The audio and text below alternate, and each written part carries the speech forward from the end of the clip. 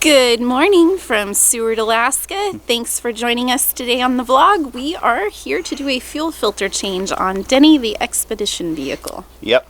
So we have a 2007 Mitsubishi Fuso FG140. It's a commercial medium-duty work truck, but we use it as a 4x4 RV. We have the 4M50 engine and fuel filter. Very critical maintenance on these diesels, guys. It's not one to overlook. But before we get started on the fuel filter, we want to remember to tell you to check out our website, www.hisandhershub.com. Fantastic resource for the traveler. We have access to our videos, but we also have courses, both free and paid, ebooks, e-zines, forums, all kinds of fantastic things for you to interact in. And so head on over there, check it out, become a member.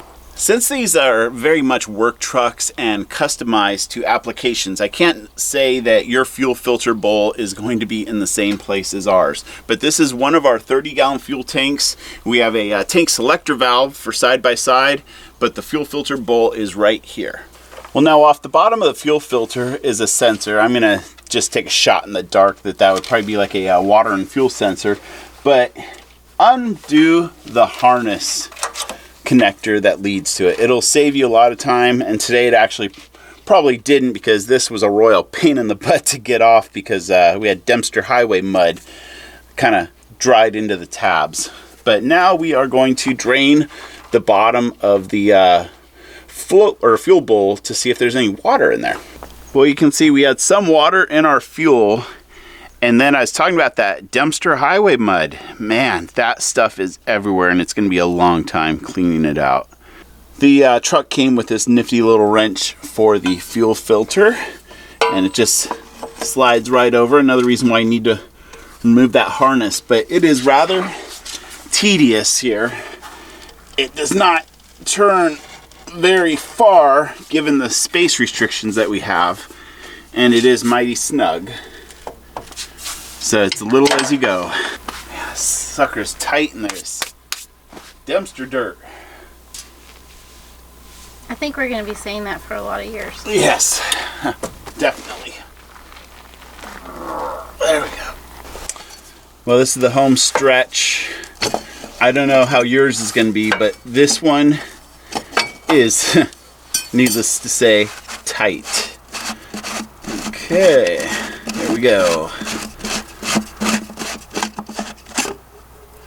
There it is.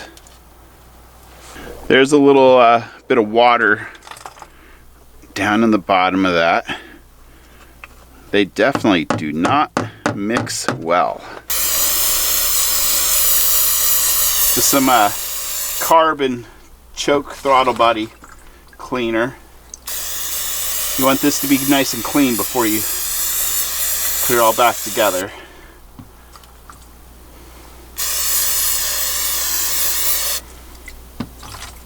And then I'm also gonna just hit these threads real quick on the outside.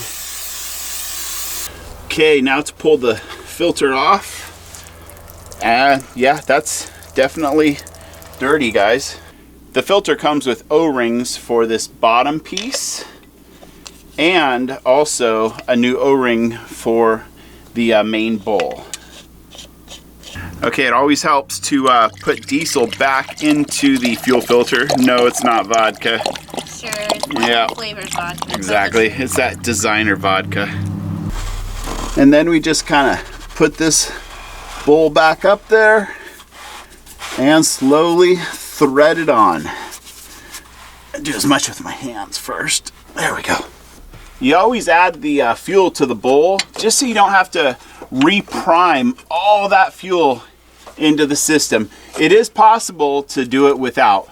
It's just a heck of a lot easier to dump some fuel in. All right, one last snug. All right, it's on there all the way. This is the other end of that wire off the bottom of the filter bowl.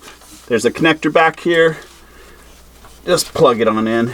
The lighting's not too hot, but on the top here there's a spring-loaded button, and you just kind of push it and you can prime things. I really don't think we need to do that too much. It should take care of itself when we start the engine because we did not lose much from the lines, and we refilled the filter bowl. Let's get this engine started to make sure we don't have any air in the lines. Now, time will tell.